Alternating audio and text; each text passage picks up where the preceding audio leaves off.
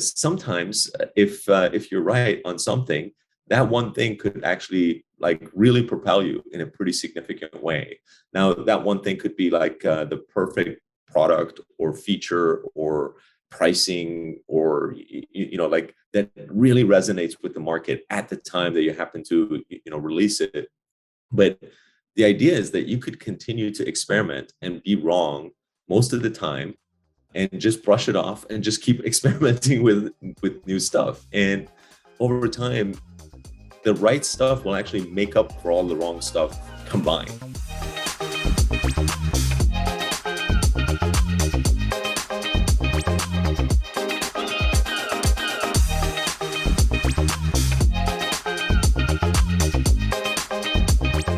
Hi, Hamid. Thank you so much for being on today.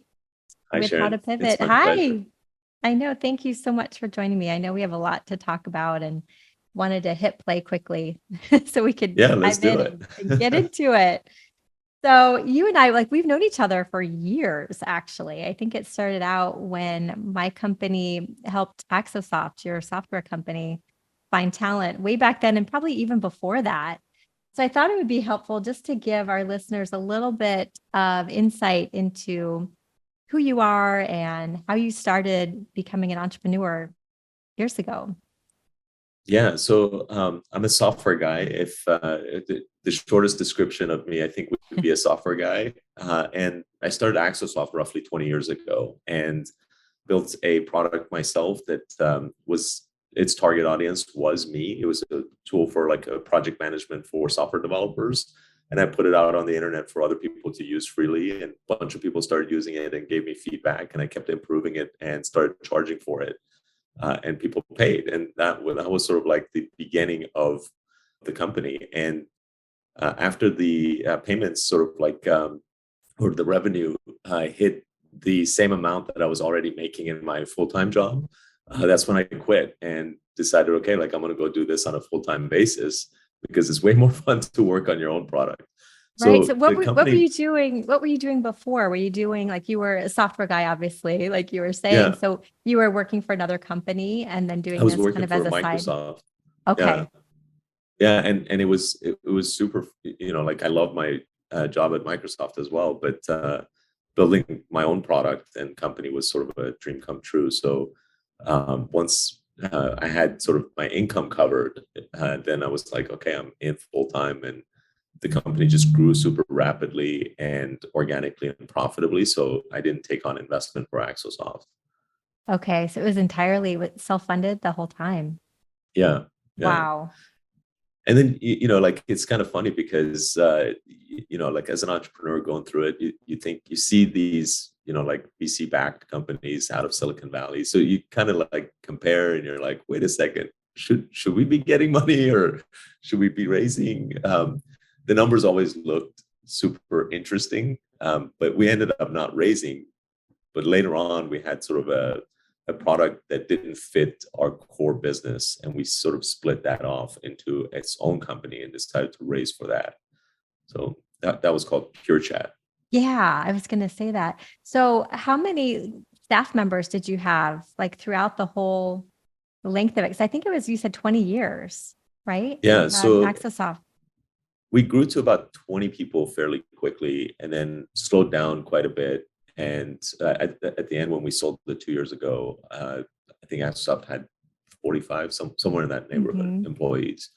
And like throughout the 18 years that we owned the company, we had a lot of ups and downs, mostly up in the first few years, and then the economic crisis of 2008-9 happened, and we had a slight down, but then it just continued to go up for a couple more years. And then one of our competitors had really dominated the field without us sort of like noticing. And it became much harder to grow all of a sudden. And we're like, what is happening? Is it the product? We just kept investing more. Is it the marketing? We invested more in that. And we struggled to grow it between 2010 and 2015. And no matter what we did, we were like, every team was better than it had ever been. And no matter what we did, we struggled to grow it. I mean, the company like hardly grew in terms of like new customers, but we sort of maintained the same revenue base. Mhm. So we were sort of trying to figure out what to do every year, and the team was larger, so our expenses were more, our profitability was less. So we were like in this jam. It was like a hard few years as we tried to figure out what to do, and finally we decided, okay, maybe the dominance of the competitor who had really like taken off was time for us to sort of pivot and go into another direction, which is when we decided to invest in a new product, and that product became GitKraken and rapidly grew. All of a sudden, like it worked out again. And yeah, anyway, I'll pause there. Yeah, no, I'm like, Let you ask questions as opposed to me just no, I love rambling that. on. Yeah, because it's so true. And I know, part of the whole podcast is just as an entrepreneur, like how you're constantly really having to pivot and look at different things and decide, okay, what's the right path to go? I always want to say, like, where's the manual? Like, where's the directions? Yeah, Like someone tell me what to do. But really it's like, a lot of times entrepreneurs, like they know their own business better than anyone else. And sometimes like, how do you make that decision? Like when you tried like year after year and you're hitting that kind of that wall and you're trying to figure it out, like what ultimately, like how did you process and figure out like, okay, what do we need to do? Like what's the right thing to do to pivot? yeah, it's a really hard thing to realize, because like I'm also a product focused person. So like my view is that if we just make the product better, like uh, the audience will come, if you will. And we spent a lot of time and a lot of years between 2010 and 2015, and even maybe longer, a couple of years after 2015. We just continued to really invest in our product and improve its marketing, and like we did everything we could possibly think of. And whereas before it was super easy to grow the company, we hardly had any sort of like marketing people. It was just like me, and Okay. the product was like 10 times worse, and it just like had hit the right spot in the right space at the right time, and a lot of people needed it. All of a sudden the same team, or even better team, because we had expanded it, we had brought in more smarter people over time, and with way better marketing, way better website, way better ad spend, all these things that we did, we struggled, right? So the hints were all there that like maybe it's not you, maybe it's just sort of like you're going against the tide. You just need to turn around, or do something else. Yeah.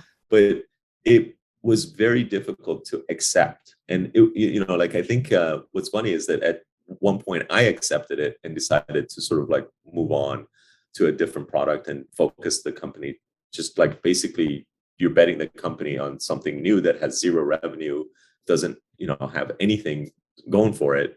Even when I accepted it, the rest of the company still hadn't bought into it. They're like, why would we do this? Why would we shift our focus from the thing that's bringing us millions of dollars in revenue to something else? Mhm. And I had to basically go through this whole explanation that like our current product is essentially a dead man walking. Yes, it's bringing in revenues, but if it's not growing, it's dying. And it doesn't make sense for us to continue to invest in a dying product. And that was a really hard shift and transition Mhm. for us to make. But I but then bet. I bet, especially because, I find too, sometimes like employees and the outside world, they don't understand necessarily that you could be bringing in all of these revenue dollars, but the profitability could look quite yeah, different, right? And so that's right. I always find that hard. Yeah, because some of my best years in my recruiting firm, we had just the highest numbers ever, but profitability wise, it wasn't good. And yet everyone like on the outside was thinking, oh my gosh, you guys are crushing it. You have all these team members, everyone, like my team members are doing well, but the actual company wasn't. And so Right. I can, yeah, definitely relate to your situation. I'm like, okay, something needs to change here. Even though Right. it looks like everything's great, it wasn't on the inside. So how did you do that? I mean, did you have to like, because when you go in front of your team and your employees, you have to they have to buy into your vision of actually changing. Like, it must have been really difficult, especially when you feel probably I'm guessing a little unsure of like, okay, let's try this. How do you, Yeah. how do you do that?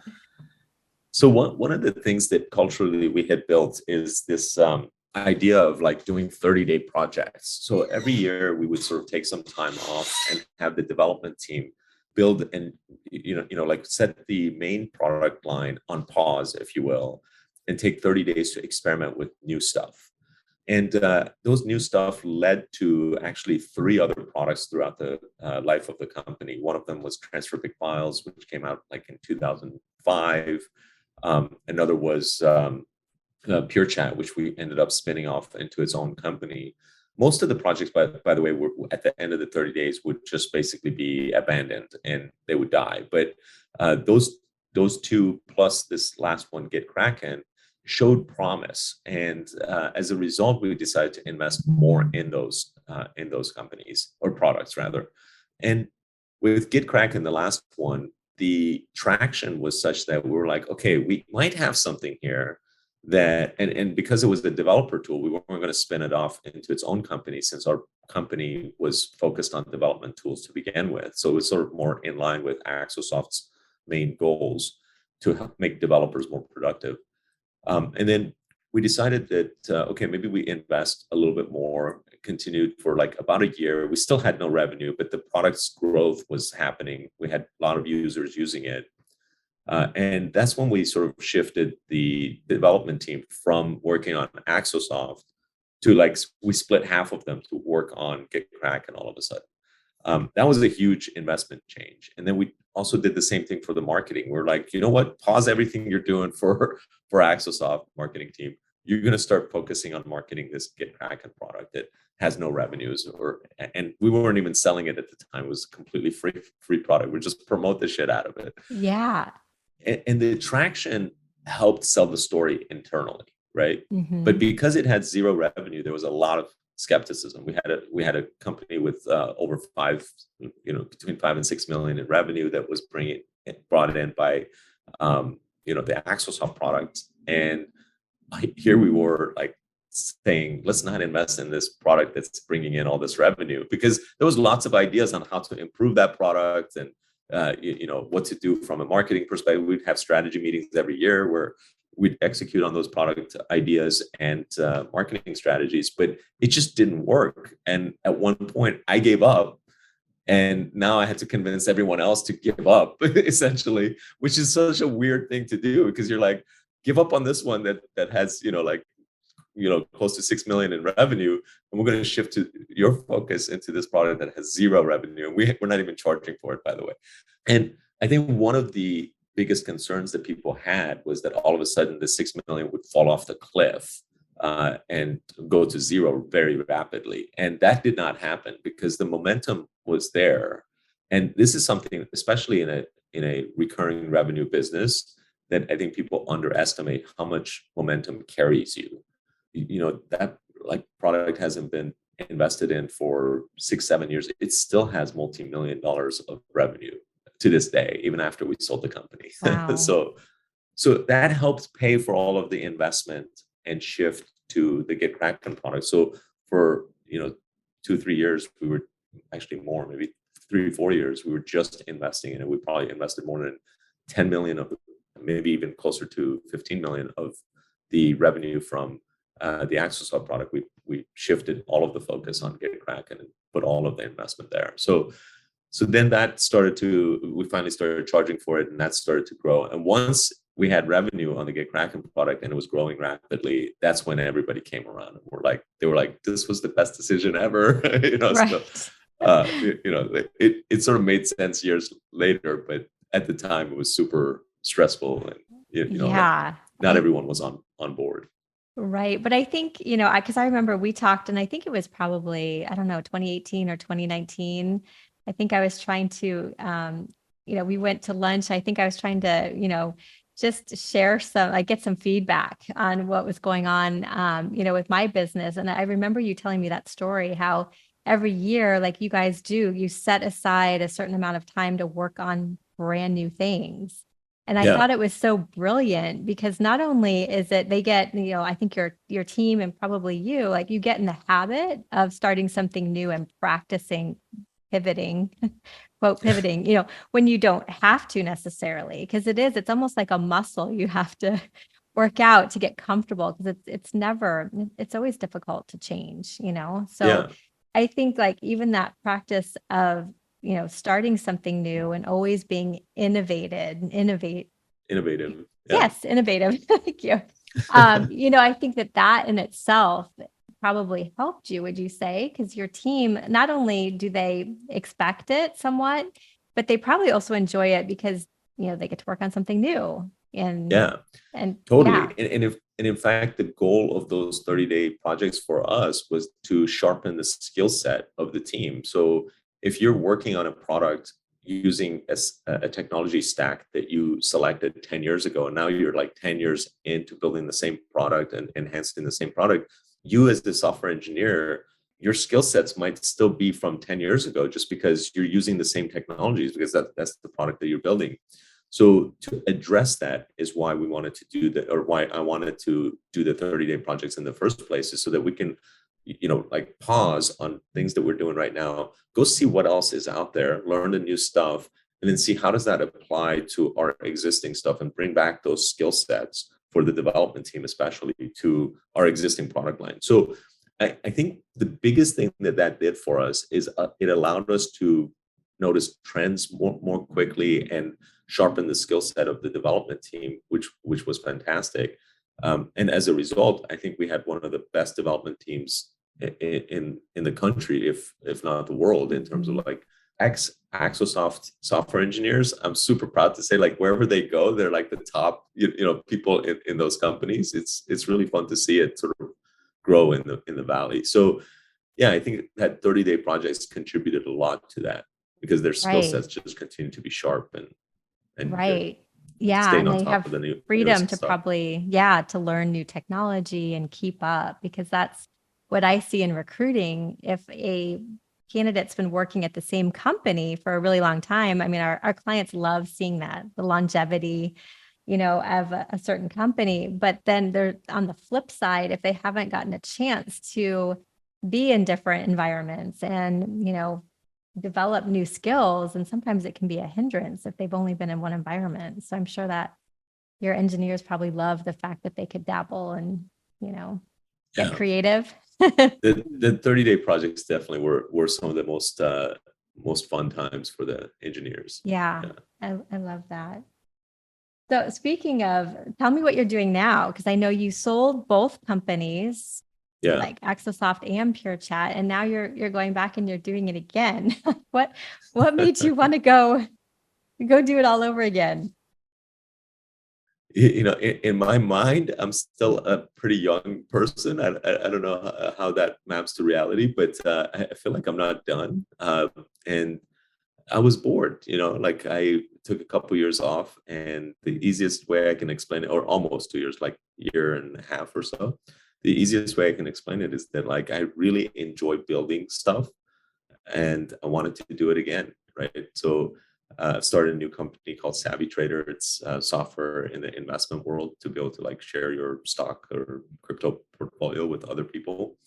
But yeah, I mean, like I'm having a lot of fun just building and working every day towards something that is like could replicate what the cool stuff that we had with Axosoft, right? Like and the daily fun of solving problems and challenges and working with smart people, and all of that is super enticing. And I know you've worked with a lot of startups. You're always trying to help people just starting out. So what would be like the top 2 or 3 things that you've learned along the way that you wish maybe someone had told you when you were starting out? What words of wisdom would you give them? One of the things that's like not super intuitive is that you feel like in order to be successful in a company or building a product or whatever, that you have to get a lot of things right, or you have to get 90% of things correct, right? And I think that like it's counterintuitive to think that you actually probably don't need to be right vast majority of the time, but sometimes if you're right on something, that one thing could actually like really propel you in a pretty significant way.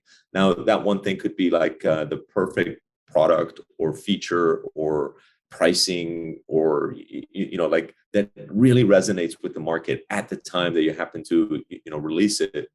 But the idea is that you could continue to experiment and be wrong most of the time, and just brush it off and just keep experimenting with new stuff. And over time, the right stuff will actually make up for all the wrong stuff combined, right?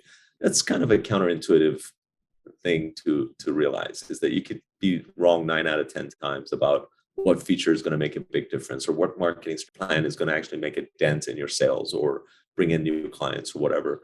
And the 1 out of 10 times that you are right could pay for 100 more experiments where you're wrong 9 out of 10 times. Right. Right. So that's incentive. Just keep like, go get it wrong. yeah, Because exactly. I mean, eventually you're going to get it right. yeah. So keeping that in mind, so like that, you need to be right very few times, but you just need to keep doing. Then the second thing is that making a decision quickly is way better than not making a decision or taking way too long to make a decision, because you can always correct stuff that's a mistake, and iterate fast and learn from it and move on. Whereas if you take too long to try to make the perfect decision, and have too many meetings, you're wasting a lot of time. You're slowing down the organization as a whole. It's a terrible practice to build into the culture of an organization, not to be fast, essentially agile or quick moving, or being able to react very quickly to things, including things that go wrong. So the more experience you have with doing things that might go wrong, the better you are at sort of like dealing with that chaos. Right. So those are a couple of pieces of advice that I think is, or it's not necessarily advice, it's probably mindsets that I think it's good for entrepreneurs to have. Yeah, I love that. I can definitely relate to trying to make the right decision, especially when you are an entrepreneur and really ultimately you get to decide. You can talk to your team, but ultimately like the decision is on you. Sometimes you can overthink. Right. And you just need to do it. I've always found just even recently, like the more I take more mental energy trying to make the right decision than just saying, all right, I'm going to just, make a decision and go with it. And then it's like everything else just falls away, and you realize, do I need to change things up, or am I, on a good trajectory and I just need to keep going? So I can Right. totally relate to that. What about, are there a couple traits that you feel like that you've had to really build up, that you aren't necessarily, like you weren't naturally good at, but that you had to practice over time to get better at? Like, what would you say are I'm like probably not a people's person. I would say, like, so I've had to work on that over time, and become better at that. I would say, like, it's hard to believe now, but I think I started in my late teens and early 20s more of an introvert as opposed to an extrovert. But like, I had to work on starting conversations and like just talking to people and being comfortable with it, and just realizing that no one cares. Like, it's hard to go into a room and start talking to people, or to talk in front of a crowd, right? Like, it's hard to do those things. So you have to sort of like work at it to build those skills. Yeah. Or I did anyway. It didn't come naturally. and and even to this day, I feel uncomfortable, but I push myself to do it anyway. And I'm not even good at it, but like now it's like, what I realize is that no one cares. You know what I mean? Like, they're not going in there to like, if they're in a crowd, let's say, of an event where I have now, like, I emceed a fast pitch event last night, right? Mm-hmm. They're not there to be swept off their feet by a comedian or something like that, right? So they're just there to like watch the fast pitches. So facilitating that to some degree, as uncomfortable as it is getting up in front of a crowd, is just like, okay, like, we're just gonna have a conversation and go. And it's hard to get to that stage, but with practice and just like anything else, just setting your mindset or changing your mindset slightly, people can build those skills. So that's probably one of the skills that is hard to or I didn't have and was hard to build, but I think all entrepreneurs need to work on the ability to sort of talk to people, talk to crowds, like figure out how you're going to pitch your company or talk about your product, etc. Yeah, that's so good. Yeah, and you're right. Like the more you do it, the easier it is. Yeah, Because even I found during the pandemic, we used to have our office, we had a fairly large office. We had all of our team there, and then we went remote. And I'm probably more of an introvert than extrovert, but I've always been, since I've owned my company, I've had to be, a lot of it is being out in front of our clients and our candidates. And so yeah. the Or more you even your have, employees, right? yeah, Because you have to yeah, build the energy. You got to be like, come on, guys, right. like share your day Yeah, or right. whatever. Like share your news, or you're the one sort of trying to control that. It's tough. It can be tough, even on a Yeah. Zoom. Right. Yeah. Even more so. So it's almost like, I have to like psych myself up sometimes, or I used to have like that phrase, like fake it till you make it. Like I just need to, act, twice as energetic as I feel. And it just kind of like either wears off on other people and they start feeling that energy, or you do fake it and make it well enough so that you feel better.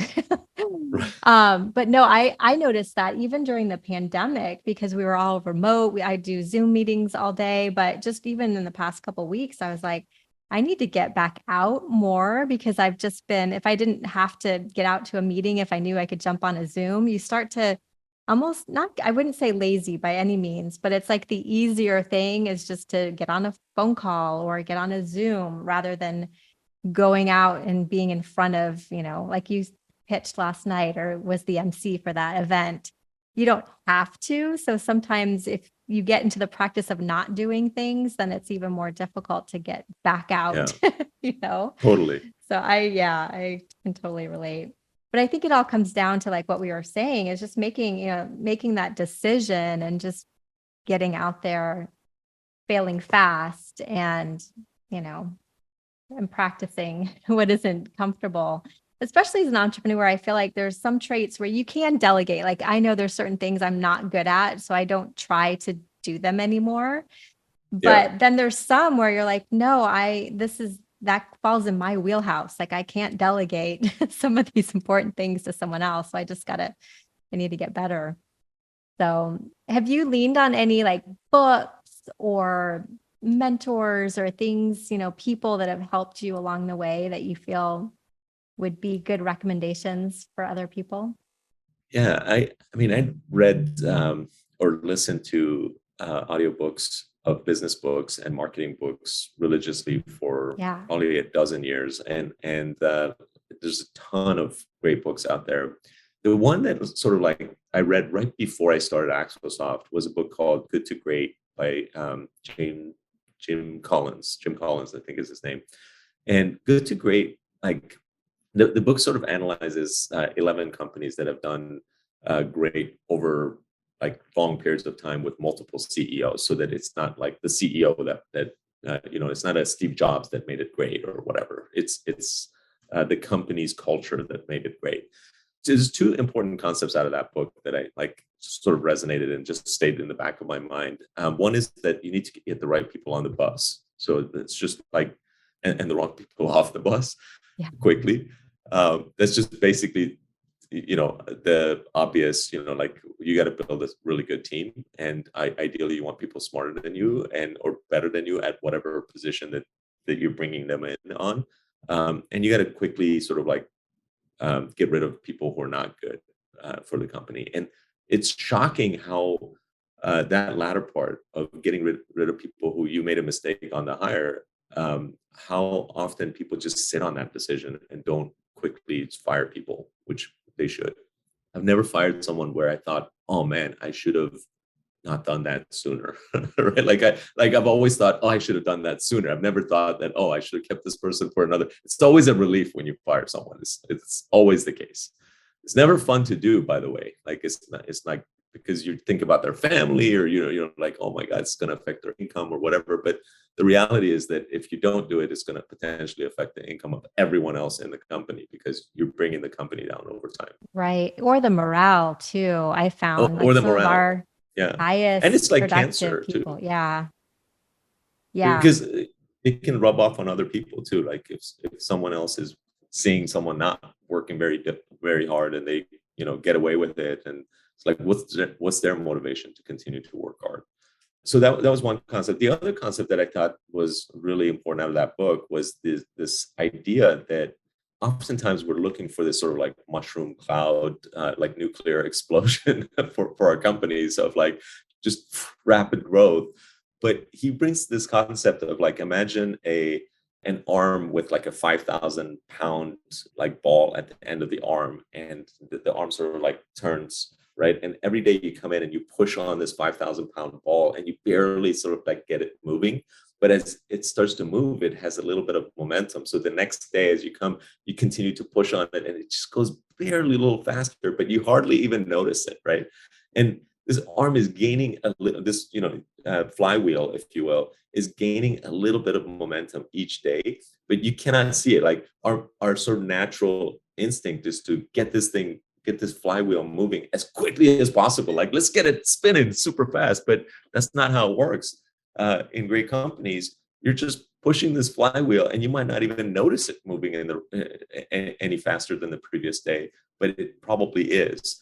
And over time, this flywheel starts to build momentum, and then that momentum becomes like super fast and unstoppable. And it's also like what resonated with me with respect to it's also hard to slow it down, which is why when we shifted our investment from the Axosoft product to Get Kraken, it's not like that momentum stopped overnight. It just continued to have revenue, and each revolution it was a little bit less, right?